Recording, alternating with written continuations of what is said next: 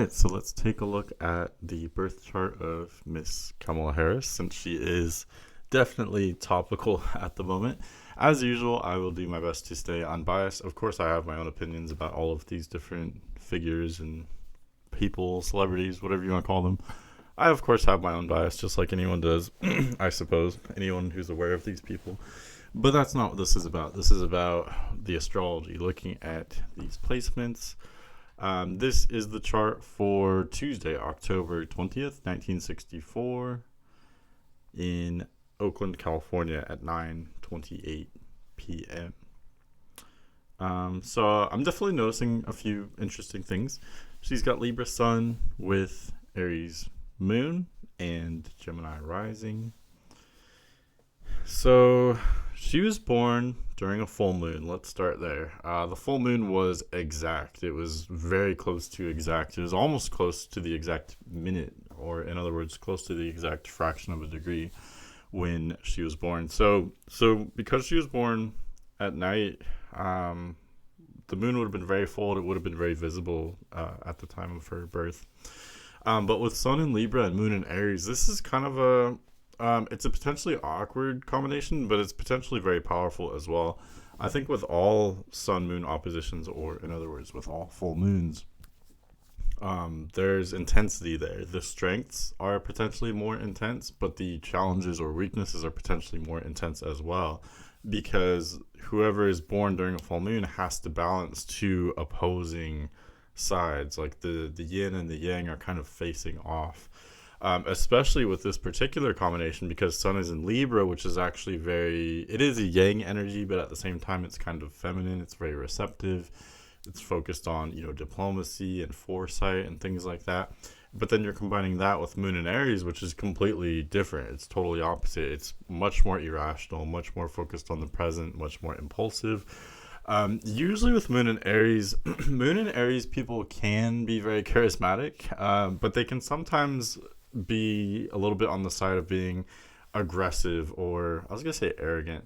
They don't come across arrogant though. I think they come across relatable, energetic, charismatic, like I said. But again, they can sometimes have too much energy. Aries Moon people, so they can be a little bit intense. They can be very in your face, very aggressive. They know how to get what they want.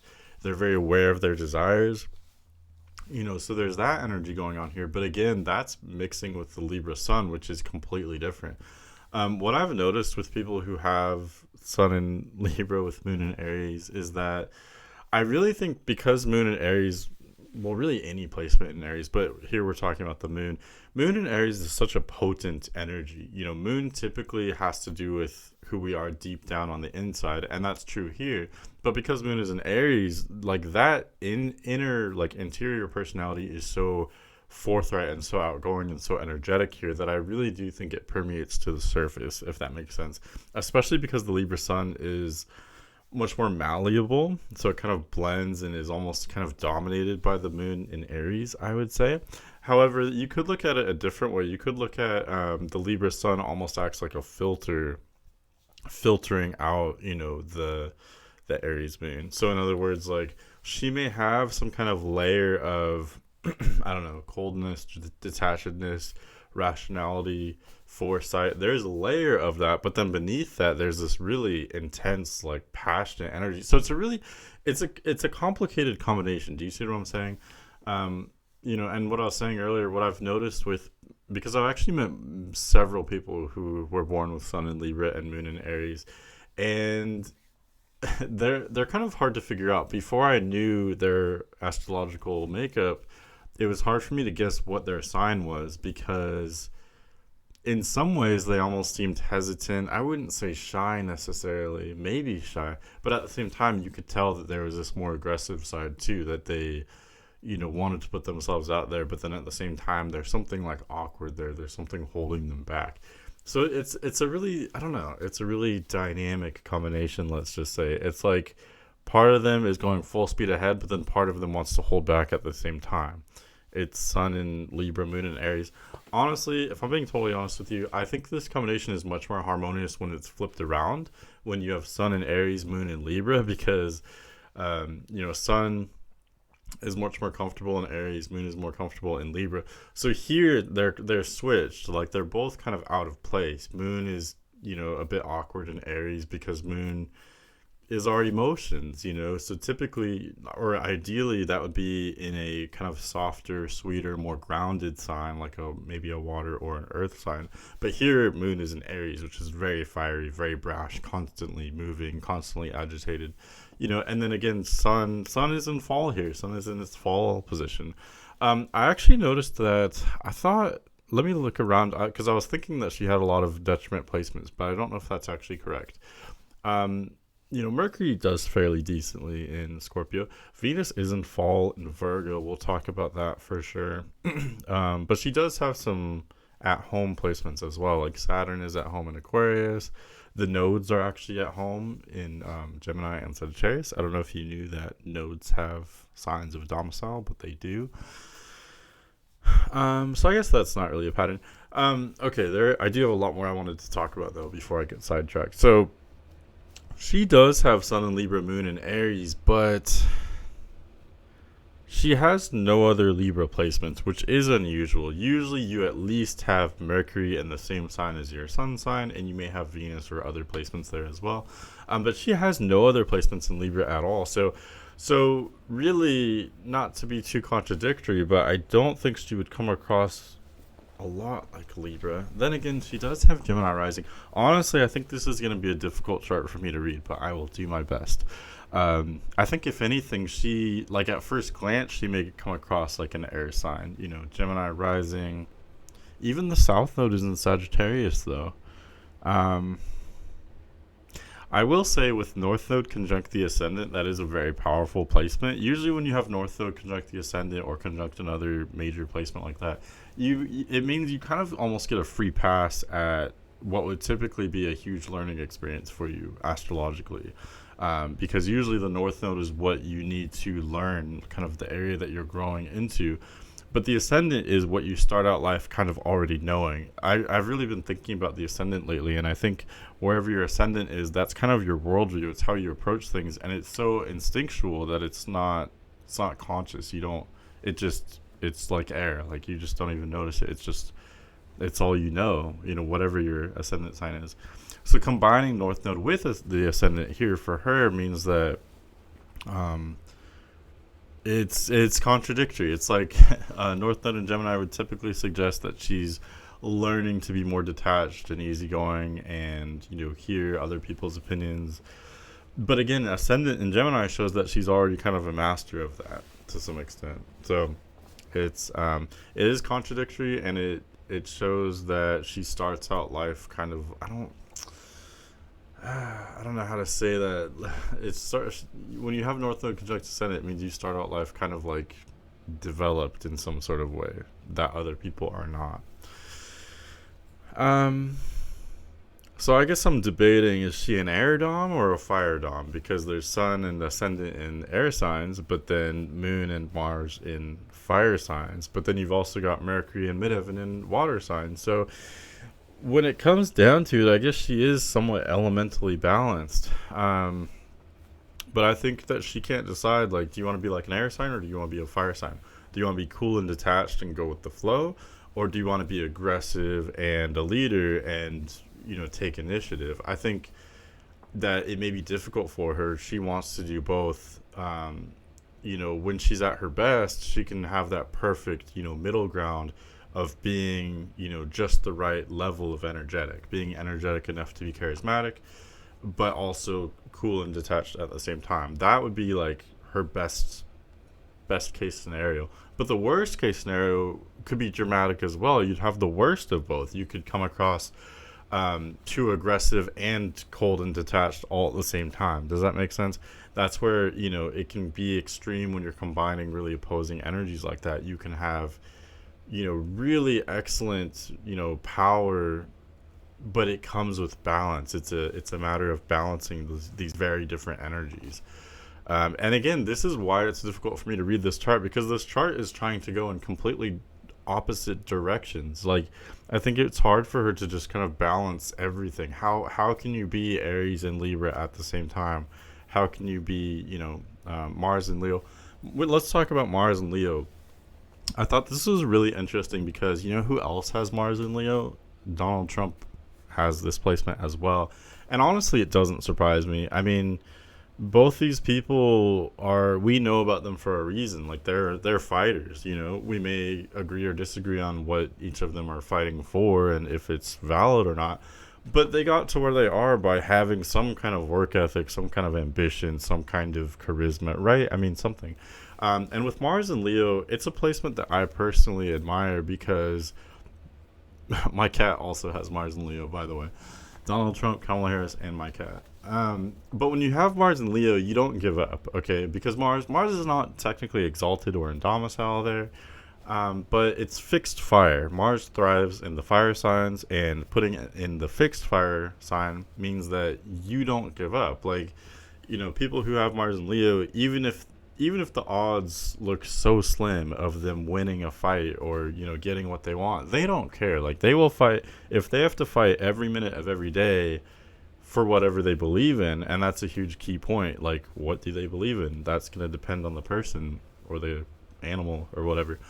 Um, but you can see that with Kamala Harris. You can see that with Donald Trump. Like they will not stop fighting for what they believe in. Okay, and again, we can sit here and debate all day on okay, are they fighting for their own selfish interests? Are they fighting for what they believe in? What it doesn't right now. It doesn't matter for this conversation. I'm just saying that with Mars and Leo, this person is a fighter. She's gonna keep fighting. She will not stop. She will not give up. Um, but anyway, but again, you know, it's that blends very well with Moon and Aries. That's showing with the combination of Moon and Aries, which is ruled by Mars, and then Mars in Leo. You know, combining those two shows a person who's very passionate, very maybe a bit impulsive at times, or maybe a little bit overly fiery, like aggressive. But then again, you know, like I said, you're combining that with the very detached energies of Libra Sun and Gemini Rising. So it's how do you even combine those two things? It's interesting. Libra Sun, Aries Moon people will tell you though that they don't shy away from a fight.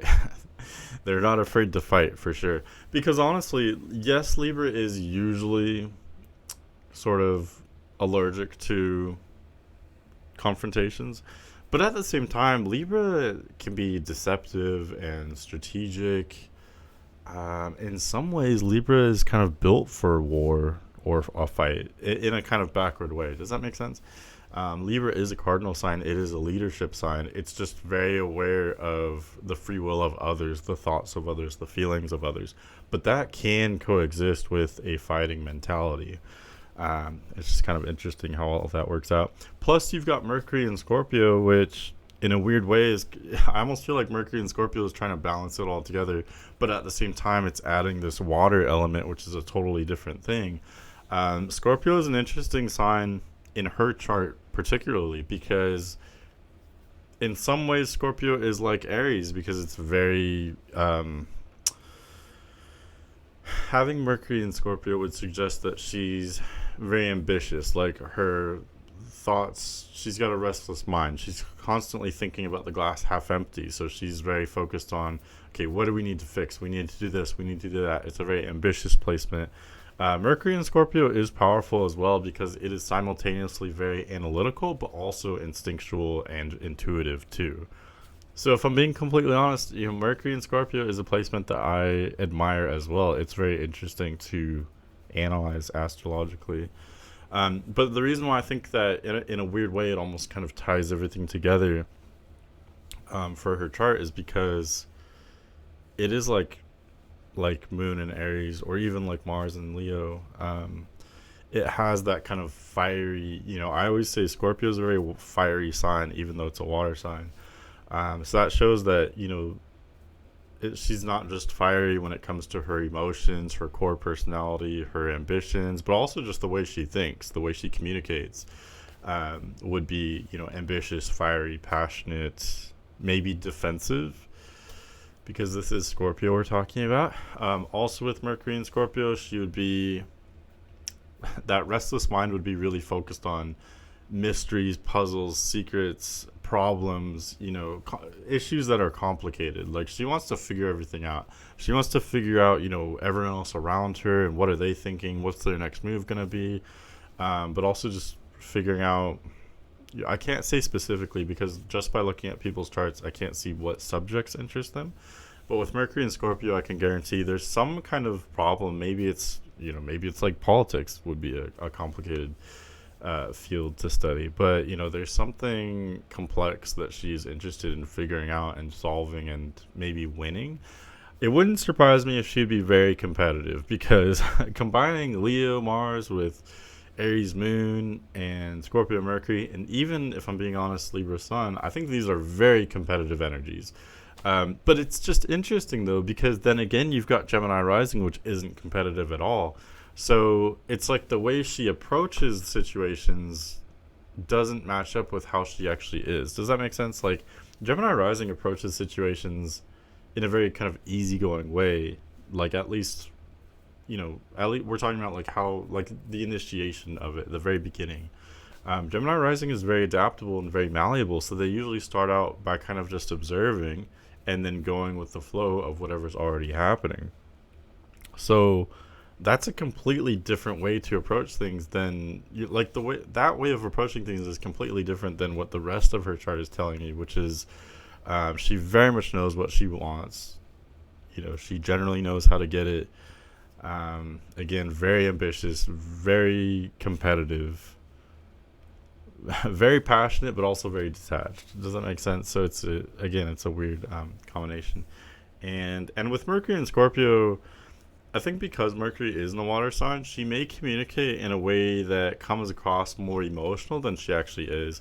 I think she could be very emotional in the sense of the way fire signs are emotional. So being either very happy or very angry. That's usually the range that fire signs have. They don't usually dwell on emotions that are more like contemplative or internal, like sadness, for example, or melancholy. Those are generally unknown to fire signs. So I would say emotionally, she would very much operate more like a fire sign. But again, the way she communicates may sometimes come across more sentimental than it actually is. And really, that's a commonality between Sun and Libra and Mercury and Scorpio. Both can come across like delicate or sensitive or, considerate of the feelings of others. But again, I think that would be on a shallow level for her, because deep down her emotions would be much more selfish, self-focused. I mean, it's Moon and Aries. Like, you really can't disagree with that, I don't think. Because Moon and Aries people can be generous because they just have so much energy and ambition, but it still comes from a place that's very self-involved. Does that make sense? So again, it's complicated. This is a challenge for me, but I'm excited to take on the challenge. What else could I say? Oh, before we get deeper into this reading, I am partially doing this as kind of a sample for anyone who's interested in getting a reading of their own. My approach to a personal reading would be basically the same as this one, with only a couple exceptions. One would be I generally don't post private readings publicly, right? Personal readings, I don't post them publicly. And secondly, I do try to keep these celebrity readings a little bit abbreviated. My personal readings that I give usually run a little bit over an hour, but I try to keep these under an hour. But anyway, if that intrigues you, definitely check out my website, and I'd be happy to give your chart a read. But anyway, okay, so for this first part of the reading, what else can we talk about? I did notice that she's got Saturn at the end of Aquarius, so she just went through a Saturn return. Me and her actually have the same. My Saturn placement's only 3 degrees different from hers. It's kind of interesting. But she's going through her she just went through her second Saturn return. So she's got to be approaching 60 if she's not 60 already. You can do the math for me if you'd like. But so yeah, usually I would talk about that in the next chapter. Before we get there, a couple quick side notes. With Saturn conjunct the midheaven, we'll talk more about that later as well, but I did just want to say that Saturn conjunct the midheaven means that her biggest challenges will be in public and with her career, which, I mean, I guess that's no surprise since we know who she is. But I mean, I would say the same with any kind of politician or public figure. It's no surprise that her biggest challenges are going to be kind of when she's in the spotlight.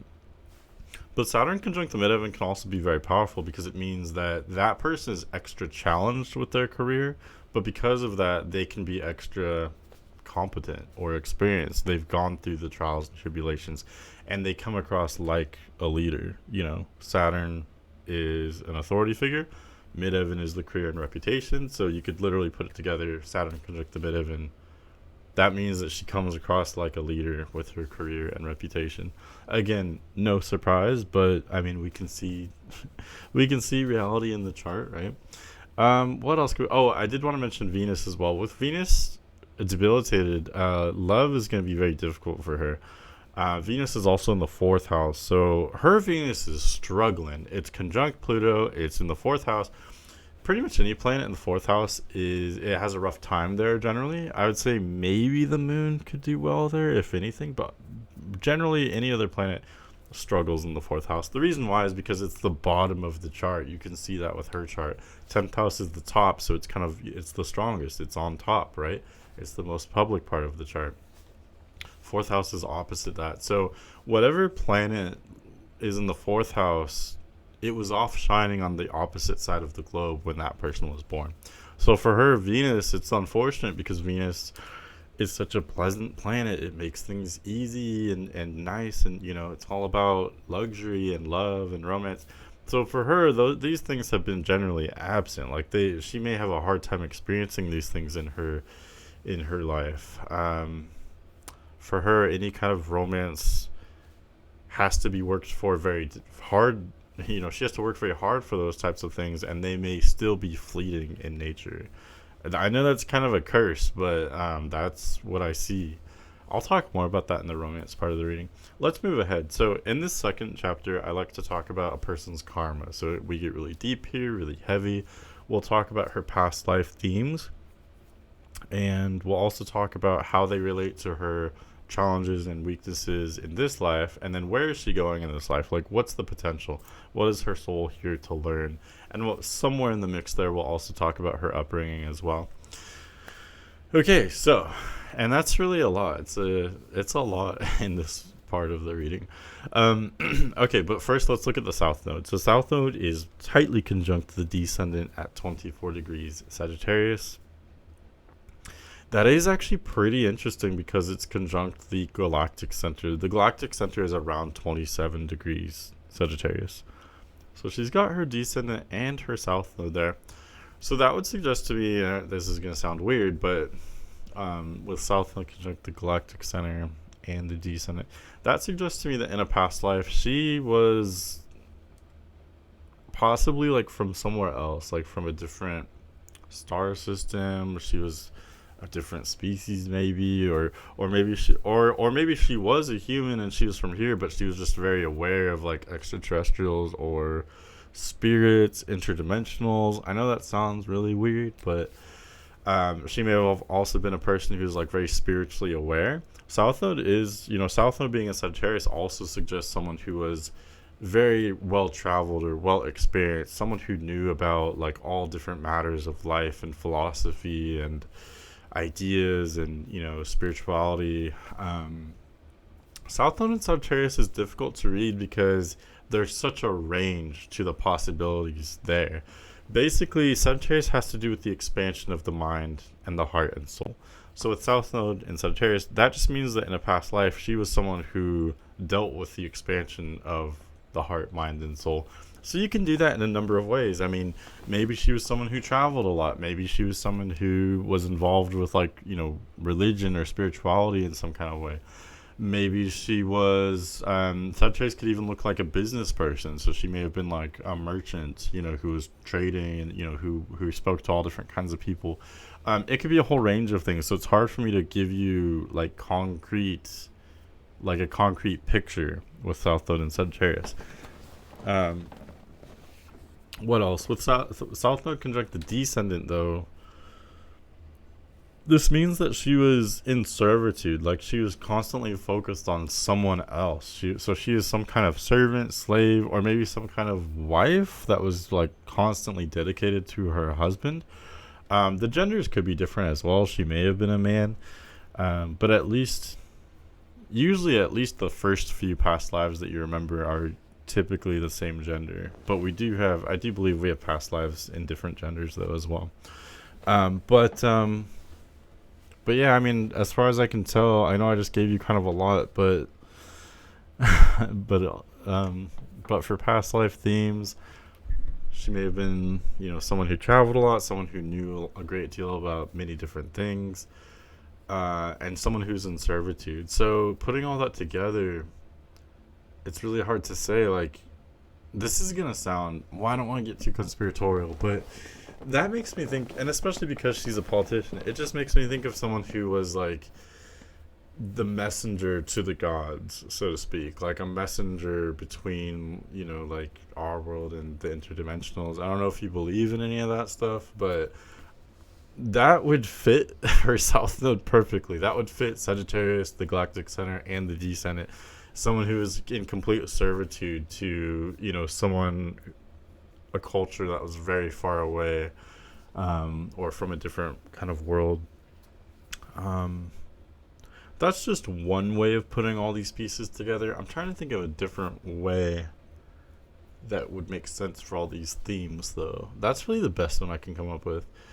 Um, and what I've learned, I mean, I don't know if you watched me read Putin's chart, but, some of these historical figures and, really big players, it's not their first rodeo. They've been major players in other lifetimes. That's what I'm seeing.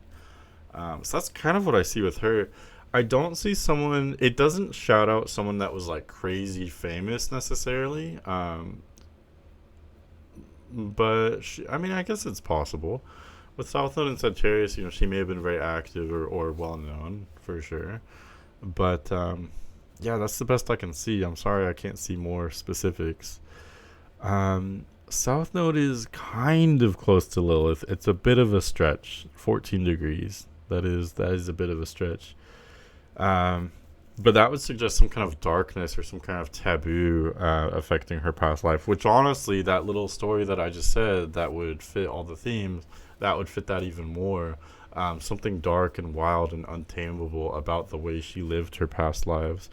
So, I'm just speculating. This is all just speculation, but that's kind of the best I can do here. So coming into this lifetime with South Node and Sagittarius, in a past life, like I touched on, she was someone who really knew about everything. She was like the one to go to for the answers about the deep shit, so to speak. So coming into this life, she still holds that energy of, I know what I believe in. I know. It's very like dogmatic, I guess you could say. Like she comes into this lifetime with this supreme confidence that, I know what I'm talking about. I've got everything sorted out. I know all the information. I know all about morality, and sometimes that's true for people that have South Node in Sagittarius, but not always. I think sometimes we can get caught up in our own confidence, but this is such a deep, like the word confidence doesn't even convey what I'm trying to convey. It's not just confidence in, I can be outgoing and charismatic in the moment. Maybe that's part of it, but it's on a deeper level of, I've got everything figured out and I'm here to tell you how everything is. So it can be very one-sided. Does that make sense? And I think sometimes it can lead us to be overly cocky. That would be kind of the downfall of South Node in Sagittarius. Like, I know what I'm talking about. I don't need to listen to anyone else. So this is like the energy of, I almost said the energy of cult leaders. I'm not saying she's a cult leader now. I'm just saying, and that goes for any of you. If you have South Node in Sagittarius, I'm saying that for you too. I'm not just saying that specifically for her. South Node and Sagittarius, like the darkest side of it would be like a cult leader, someone who says, I'm this and that, I'm so special, I've got everything figured out, everybody listen to me. So I mean, that's the dark side. The powerful side of it is, the opposite. You could be a leader. It's definitely a leadership position in my opinion. But you could be a leader if you truly have it figured out. The key, though, is balancing in the energy of the North Node. North Node is in Gemini. like I touched on earlier, she does have ascendant there, so it's showing on some level she already understands this. But North Node in Gemini is suggesting learn to listen to other people as well. You can't just shout at people. Like, maybe you do have some kind of truth that other people don't. That's great.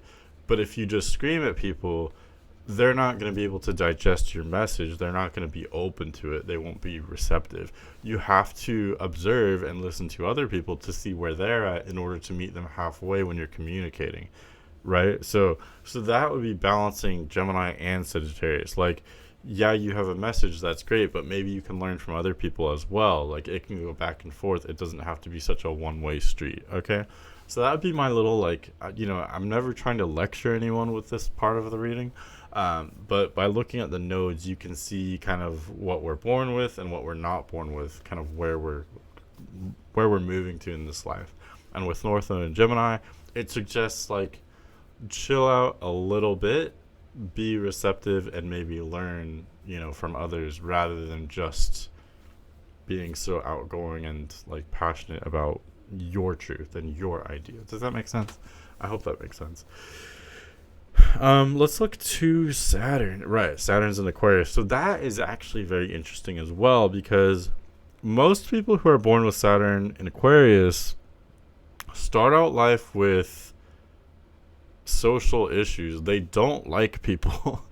People with Saturn in Aquarius don't usually like people, especially early in life. It is interesting, though, that she has no other air planets other than Sun, if you can call that a planet, which we do on this channel.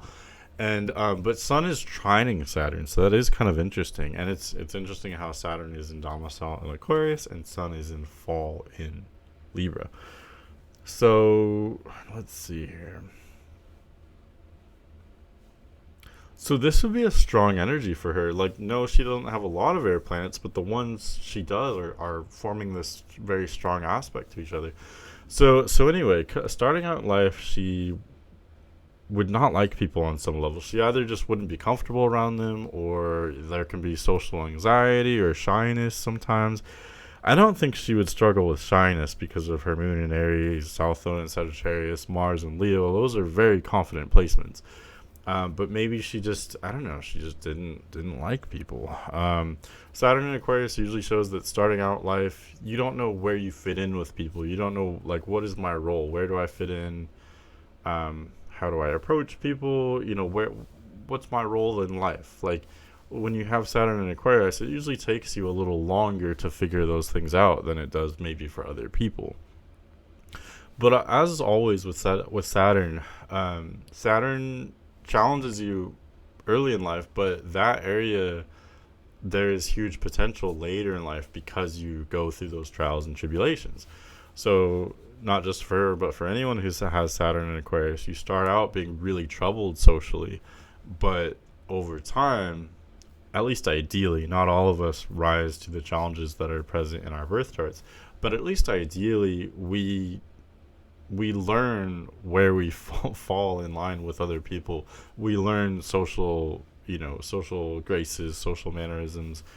We learn that social intelligence, get over the social anxiety or whatever it is, and learn how to talk to people and how to fit in with society. And once we do that, we can be very powerful leaders. Saturn in Aquarius is a huge leadership sign or leadership placement, because it means that, even though we might start out life really hating groups or not liking, not wanting to be part of a group, later in life, if we go through those struggles, we can gain the experience to be an excellent leader. And with Saturn, it's always about, because we started out life not having this intelligence or awareness or success in this area, that's why we can be such an excellent leader later in life. Does that make sense? And especially with, like I mentioned, Sun trining Saturn and Saturn conjunct the midheaven, this is a big deal. It's a huge focal point of the chart. Saturn is a huge, huge deal here. So I guess it's no surprise to know that she is, like, I would say, a successful politician. I mean, if there's a question of her being president, then she must be successful on some level, right? Can't deny that for sure. So it's no surprise, but I would be curious. I don't know much about her backstory, but I think Saturn in Aquarius suggests that maybe she wasn't always this, like, powerful figure. Maybe she really struggled with social interactions at a younger age. Honestly, I mean, combining that with the rest of her chart, to me, it looks like she'd be very, this is what I want. Like, she not compromising at all. Like, kind of like only child energy. I'm not saying she's literally an only child. I don't know about that or not.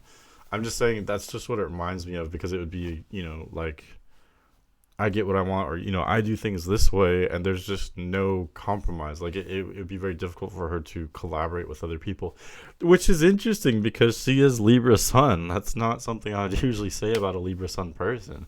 But again, the rest of her chart just veers in such a dramatically different direction than Libra. It's really not about Libra at all. Um, so, but yeah, that's what I would speculate. Maybe she was a very aggressive young person, and that's why she may have been socially dysfunctional. But ideally, she could use that to be a functional leader later in life. I don't know. But yeah, that's kind of what I see for her challenges and potential and past life history. Let's look at her childhood a little bit as best as I can. For childhood, to see what she was like as a kid, let's put it that way. I look to the South Node and the IC. IC is in Virgo, South Node is in Sagittarius. Both of these are very intellectual placements, so that would suggest that she was a smart kid. She may have been reading a lot. She'd be hungry for information.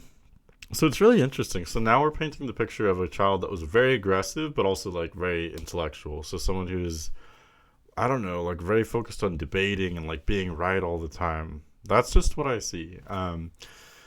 Like kind of a know-it-all, for better or for worse. Like, it wouldn't surprise me if she really thrived with academia and, really excelled in that area. I think the competitive energy would help with that as well. But yeah, maybe, lacking, like this isn't very chill energy. Does that make sense? It's very ambitious and it's very intellectual. Talking again about her childhood. So that's what I see for her as a kid. It's combining Virgo IC with Sagittarius South Node, and then also looking to the other placements as well. What else can I say?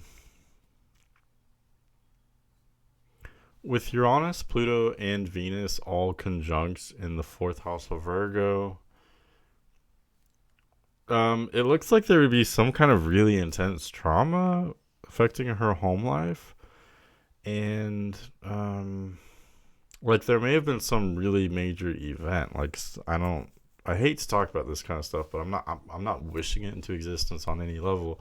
I'm just saying, if the right, or I guess wrong, transit came along and triggered this, it could result in like someone close to her dying, or something else really unfortunate or even violent happening.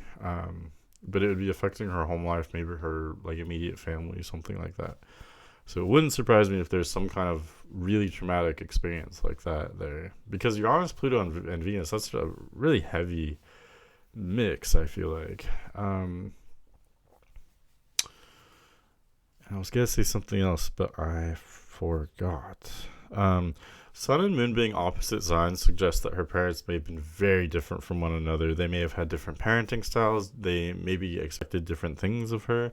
She is Gemini rising, so she was expected to perform academically, and it looks like she did that very well. That's what I would speculate. I could be wrong. You could definitely fact check me, since this is all public information. But yeah, I would speculate her parents valued education, and she thrived with education. She was very intellectual, analytical, and very competitive, and very ambitious, and very individualistic at a young age, but also just in general.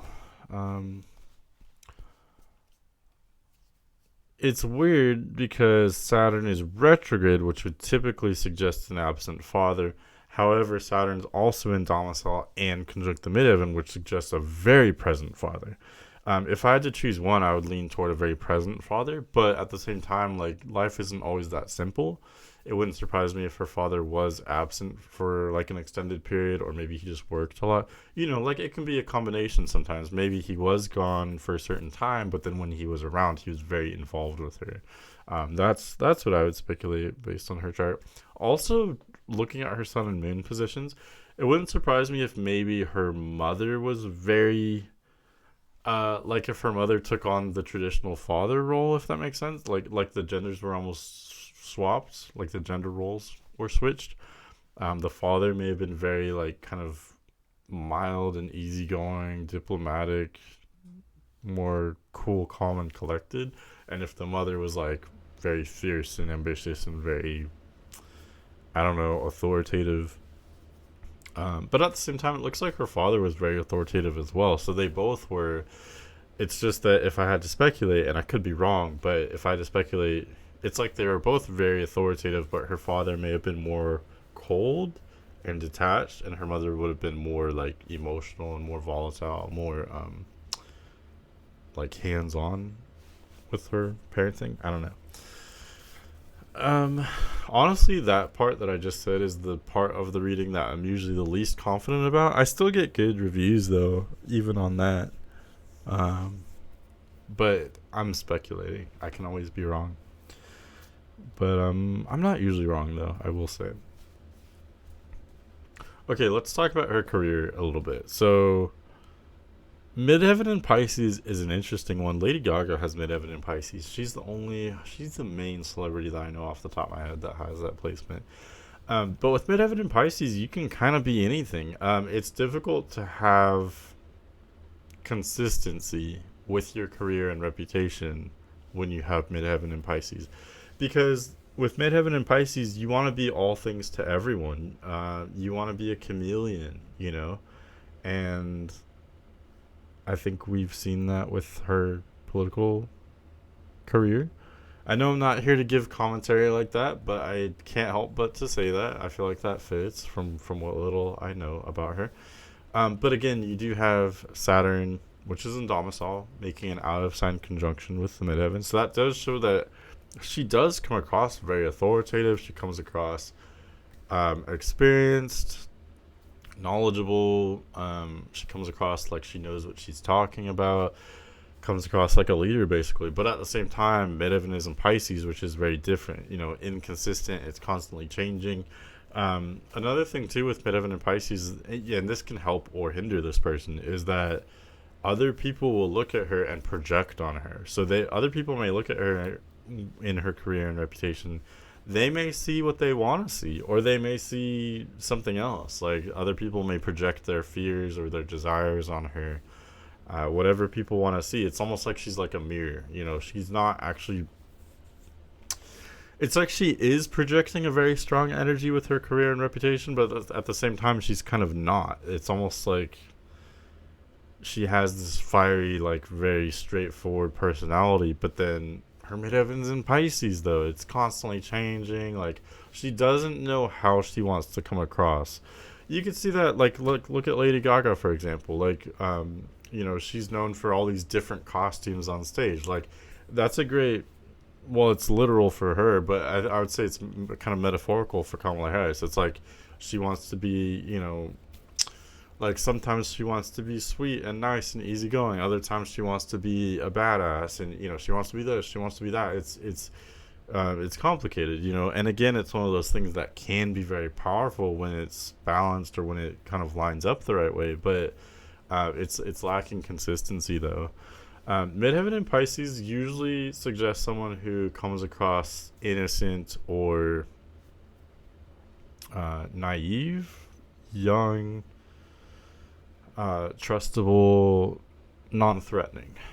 But what's interesting though is it doesn't line up with anything else in the chart. Midheaven does trine Mercury, but other than that, there's hardly any other water or even Earth to kind of go along with this. I mean, I know I do see her other Earth placements and her, Mercury and Scorpio. There are some water and Earth placements, but you've got, I think all the most major placements though are in fire and air signs, and that's what really stands out to me. Maybe the fire signs even more than the air signs. Does that make sense? Like, it's not like she doesn't have any earth or water placements, but how do I say this? Like, midheaven in Pisces is suggesting someone that says, oh, I'm so innocent and I'm whatever you want me to be. And that could work with the right placements. But how does that match up with Moon and Aries, Mars and Leo, these like very forthright, very dramatic and intense placements, very passionate placements? Those really don't match up with, oh, I'm just whatever you want me to be. I'm this, I'm that, you know. So it's almost like there's a disconnect there. The way she comes across with her career and reputation doesn't match up with her actions and her personality. So that would be a difficult one to work with. Also, even with, a Saturn conjunct the midheaven is very powerful, potentially. It would be something she'd have to work for. It wouldn't be powerful at a young age. But even that is confusing, because which one are you? Are you Saturn in Aquarius? So you're this, are you this kind of cold, detached, authoritative figure that has excellent foresight?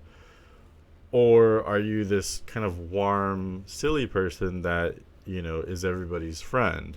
That's Pisces midheaven. Like, which one are you? I think it's confusing, to say the least. So yeah, I think she'd be constantly pivoting. I think it would be very, very difficult, if not impossible, for her to find a solid identity when it comes to her reputation and career. And it's weird because looking at the rest of her chart, I think she does desire having, like, obviously she's very ambitious. She wants to be successful. She has this huge desire for that. But again, there's no solid identity, though, when it comes to her reputation. Like, she has the ambition and the passion and the energy necessary for a strong reputation. And yet she still lacks the solid identity in the area of her reputation. Does that make sense? That's the best way I can sum it up. And really, honestly, I feel like that makes so much sense kind of looking at her too. But I don't know. This is all just my point of view, I guess. So yeah, really interesting. I mean, when you put it all together, I could definitely see a very successful person, a multifaceted person, someone who's very passionate. I could see an excellent debater, and I think you can see that when you look at some of the older videos of her as well. I would argue maybe not so much the newer videos of her. That's just my opinion, but yeah. So I could see that, but then again, there's also this like wishy-washiness of midheaven in Pisces. If I didn't know what career she had and I had to kind of try to give her guidance based on her placements, I would say a leader for sure. I mean, so I would say about half the charts I read are, they want to be a leader, and half the ones I see kind of don't really fit being a leader. Hers definitely looks like she would be a leader. But again, it's just such a weird dynamic of, you are so ambitious, I think she could have the potential to be an expert communicator, but it requires balance. Like, can she consistently balance all these different placements? I think doing so would be very difficult. But if she could balance them, she could be a very excellent communicator and a very excellent leader. If you combine the intuition and the instincts of all the water and fire placements, really, but the intuition and the emotion of Pisces midheaven and Mercury and Scorpio, but also the diplomacy and detachedness and observations of the Libra sun and Gemini rising, and then also balance that with the passion and energy and even aggression of Aries moon and Mars and Leo. Do you see what I'm saying? Like, there's all these different things going on. It's like we're making a recipe with like such different flavors. Like, it's really spicy and it's sweet and it's savory, and it's like, okay, if we can balance all this, it could be really beautiful. But the more we're adding in, the more difficult it's going to be to balance all these, especially in a consistent way. So that's what I see with her. I see a leader for sure, but these mosquitoes keep getting into my house somehow, and I tried to kill it and I missed. Anyway, yeah, I see someone who has the potential of being a really powerful leader, but can she consistently do that? That's going to be very difficult for her, I think. Okay, let's talk about romance and compatibility. This is fun. I feel like this is going to be a little more lighthearted. I know she's married. I don't know anything about her husband's astrology or anything like that. So, but yeah, so we'll talk about what is she attracted to? What does she need? How do I see the ideal relationship playing out for her? All of that stuff. And for all that, I really look to Venus, Mars, and the descendant. This is kind of interesting because Venus is in Virgo, but then Mars is in Leo and descendant is in Sagittarius. So honestly, her compatibility is not the most complicated I've seen, but it is a little bit dynamic. You've got the fire of Mars and the descendant, but then Earth of Venus. So let's talk about Venus first. So I mentioned earlier, Venus is having a real rough time in this chart. Even Jupiter is in the 12th house now that I look at it. So there's really not a lot of benefic energy. So now that I think about it, she may be very pessimistic, very hard on herself. I know this doesn't have anything to do with compatibility, but maybe I do think, though, that astrologically the most ambitious types are usually more pessimistic. So maybe that fuels her ambition, is her pessimism. But I could see someone who's very cynical. Which is interesting because that's not usually what you would think of with fiery placements like Mars in Leo and Moon in Aries. But, Venus is in fall, Jupiter's retrograde and tucked away in the 12th house.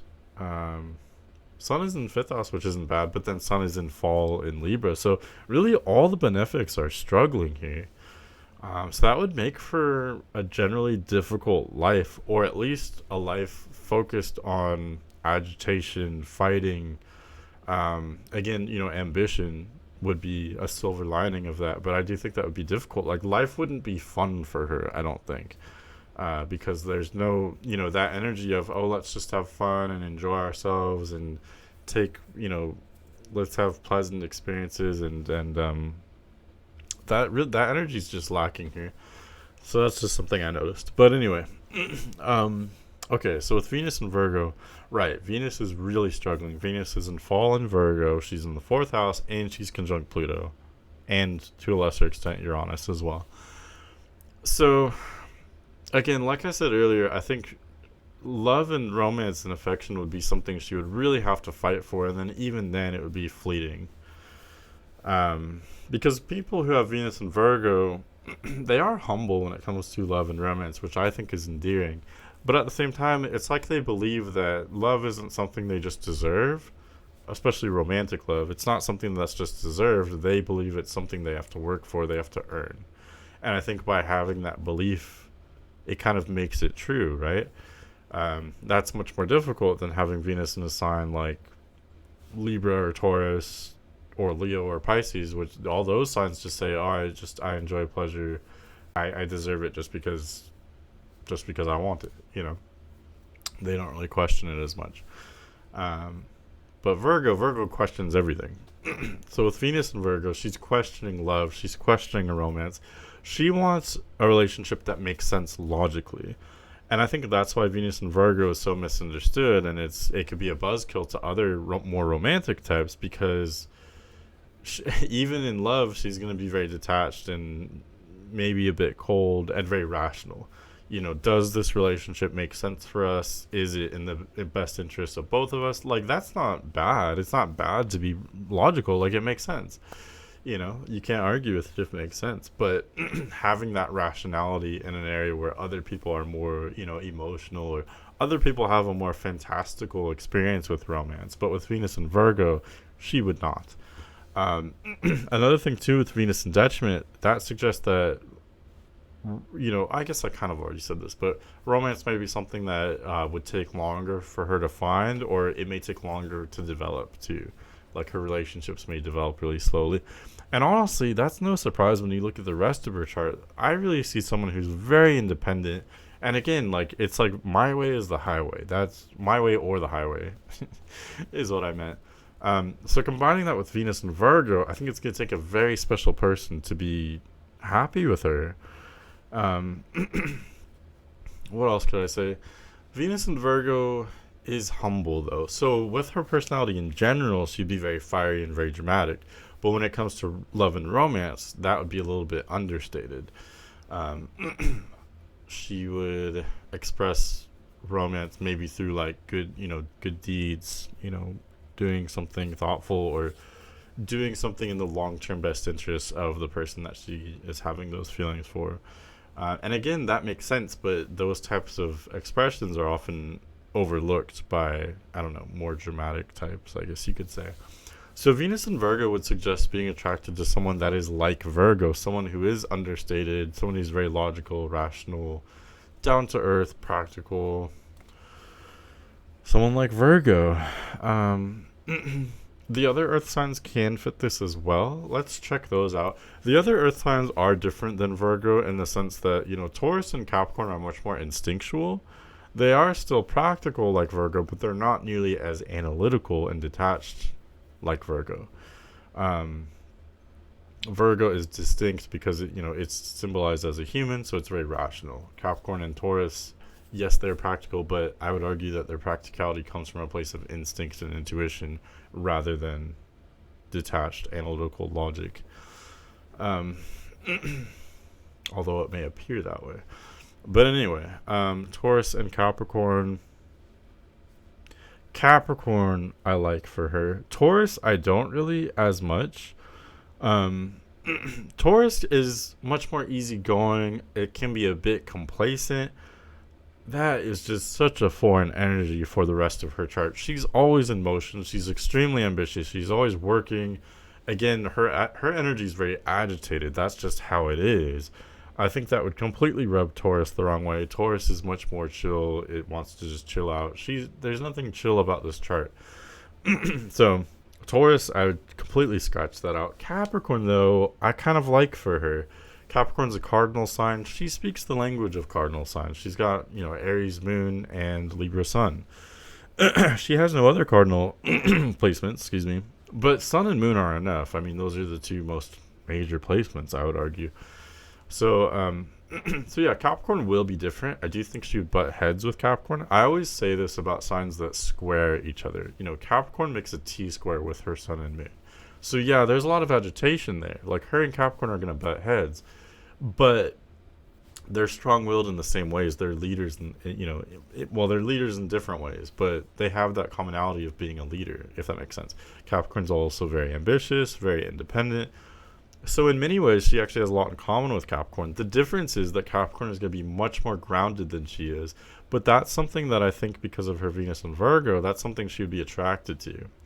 So will she butt heads with Capricorn? Yes, but I think that they can agree to disagree. I think they would still respect and understand each other. They would definitely see each other because of those square aspects. Like, square aspects are contentious, but at least you have an aspect. At least you're talking.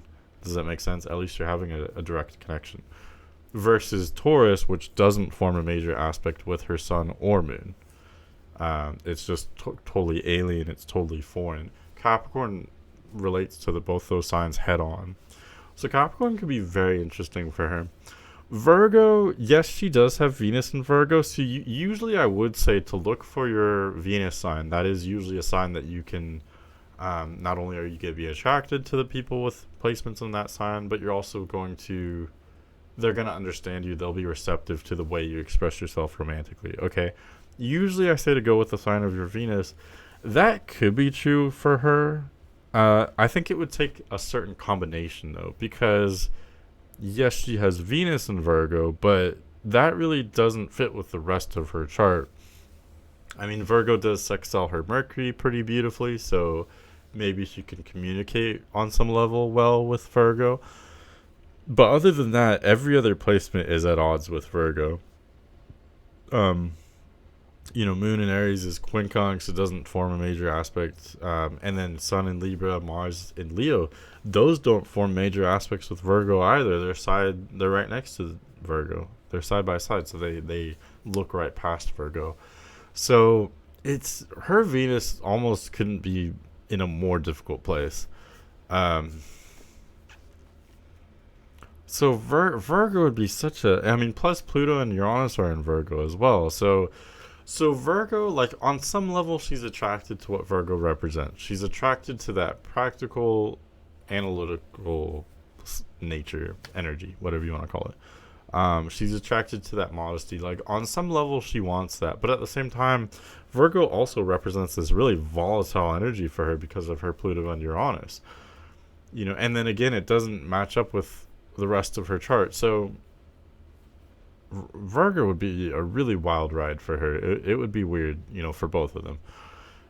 So I don't think I'd necessarily recommend that. I would bet you it's something she's probably experienced. She's probably been with someone who has Virgo, Sun, Moon, Rising, something like that.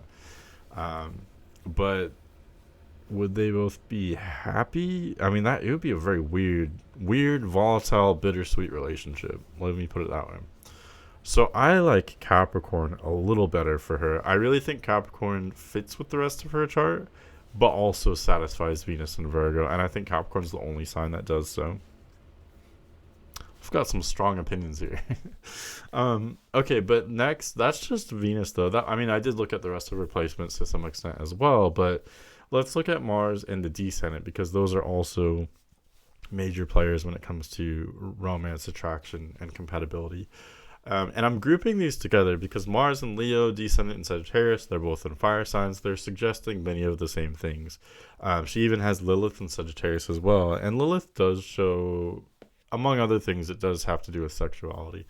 So it's showing huge attraction, sexual compatibility, chemistry, and maybe even compatibility with fire signs, which that works a little bit more seamlessly or beautifully with her chart because she's got Aries moon as well. So any of the fire signs, not only will she relate to them very well, but they also will have, mutual attraction, mutual understanding.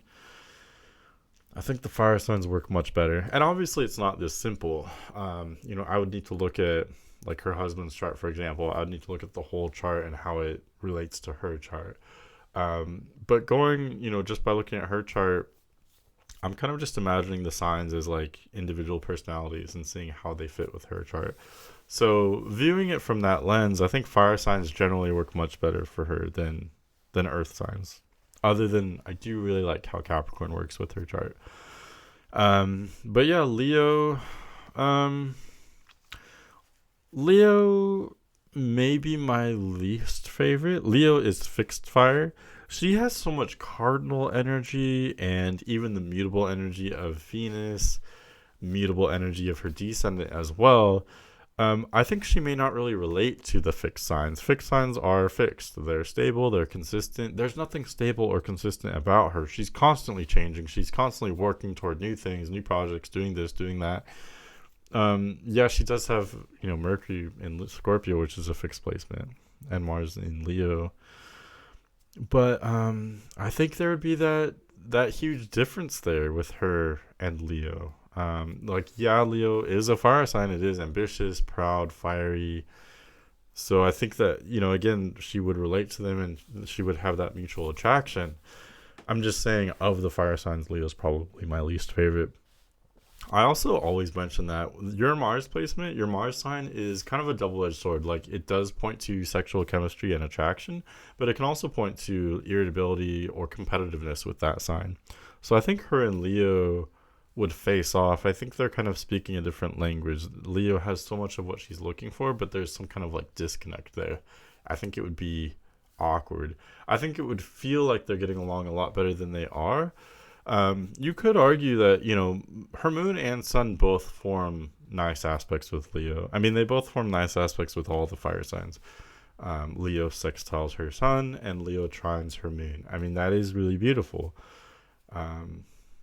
So we'll definitely keep it in one of the more compatible signs for her. But I do think Sagittarius and Aries are a little more interesting because, Aries is her moon sign, so she would have a really deep connection with Aries. They will just kind of know each other very well right off the bat. And I'm really speaking for any major placements in Aries in another person. They'll both be competitive, restless, individualistic, Um, they'll both deal with emotions the same way. They'll both maybe like be very intense with each other, but I don't think either would be offended or deeply bothered by that. Like Aries can be really intensely fiery and in your face, but then they're over it like the next minute. So I think, having another person that's also that way, like, yeah, it would, like, from the outside, it would look really rough at times, but for them, it would be no big deal. That's just kind of how they are. They would both understand that with each other. So Aries, I think, would work very beautifully. Sagittarius would work. I usually go with the descendant sign more than any other sign. Sagittarius, it could be very interesting. Having South Node there as well means that she relates to Sagittarius on a deep level. Having Lilith there points to really great sexual chemistry, especially for people with placements around 10 degrees Sagittarius. And the descendant just shows that Sagittarius is the best sign for her to work with her, as a partner, not just romantically, but in any context.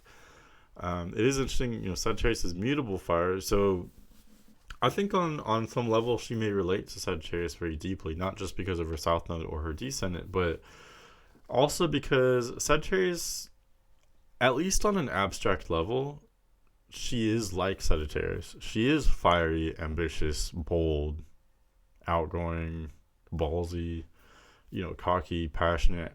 But she's also intellectual and detached, like, Libra and her air placements.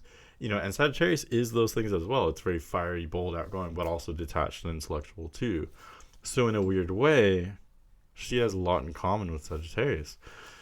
So I think if I had to pick one sign for her compatibility wise, I would say Sagittarius, followed by Capricorn and Aries. I think all of those three signs would be very interesting compatibility wise.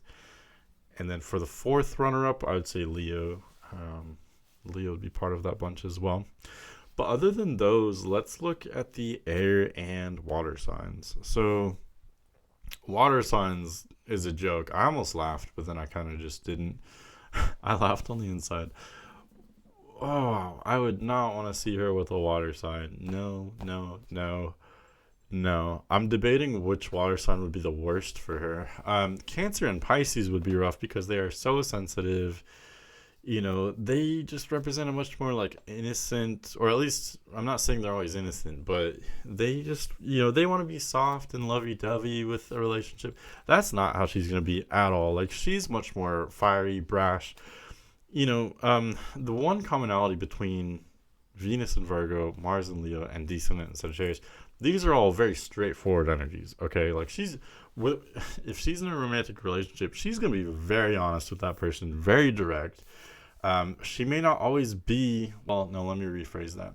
She's not going to be attentive to that other person's insecurities or their feelings, okay? She's not going to be, so that's why it would be a nightmare to pair her with a Cancer or a Pisces, someone that is very emotional, very sensitive, wears their heart on their sleeves. They're just going to be completely ran over by, in my opinion, Kamala Harris, judging by her chart. That's just not going to work. Scorpio at least will also be like kind of ambitious and cutthroat in a way that, she could relate to. But that could be even worse because then they're going to face off, and her being so outgoing is going to trigger Scorpio's insecurities, I think. Like her, because she's so out there and ambitious and everything. Like, Scorpio doesn't mind someone who's ambitious, but they want security in a relationship, and Scorpio's not going to find that with her. She is volatile, so that's going to trigger Scorpio's insecurities. And God, I think she'd have the most intense fights with Scorpio. So, I think at first glance she might be attracted to Scorpio because Scorpio is ambitious, Scorpio is complex and deep, so it would look like her Venus sign, it would look like Virgo. But it would also look like she has a lot in common with Scorpio because of their fiery, ambitious nature.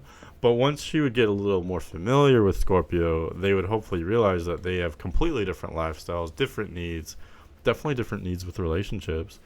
Any of the water signs would be a complete nightmare, in my opinion, to match up with her chart. Next is air. So air wouldn't be a nightmare to match up with her. I just think it would be, there's just no energy there.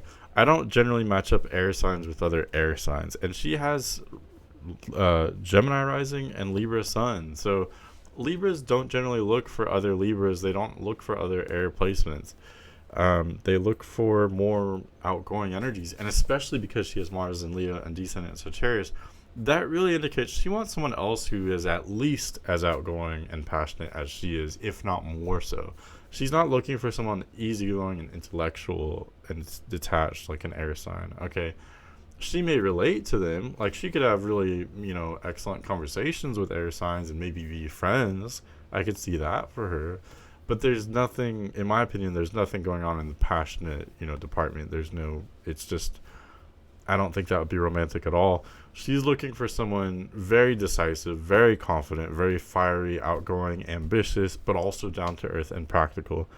Air signs are not really any of that. They're detached, intellectual. They're always changing. Yes, she does have a lot in common with air signs. She is an air sign on some level. She could be friends with them, but she's not attracted to what they represent at all, as far as I can see. The only exception I would say would be maybe Gemini rising. I do notice a lot of couples with the same rising sign. But when it comes to planetary placements, I wouldn't match her romantically with anyone with major air placements at all. Okay, so that's my take on the chart of Kamala Harris. That was actually a really fun one for me.